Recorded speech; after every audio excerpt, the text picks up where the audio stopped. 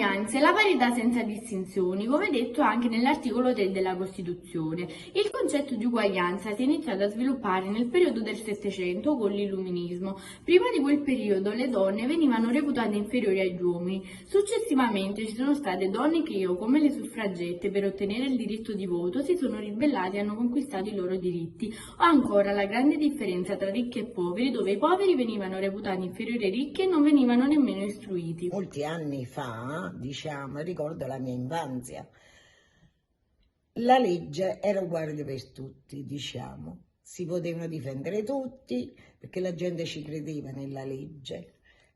Oggi invece la legge per me non esiste, perché il mondo sta andando tutto alla rovescia. Chi è ricco si può difendere, chi non è ricco si deve arrangiare. Com'è stata la vostra infanzia relativa all'uguaglianza? Una schifezza. E ti dico, oddio, io non rimpiango niente di quello che...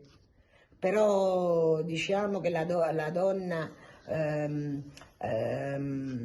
era sottomessa all'uomo, non aveva la stessa parità dell'uomo, sia sotto il profilo di occupazione, profilo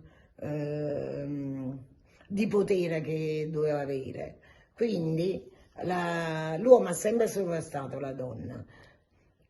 Tant'è vero che quando io ero piccola,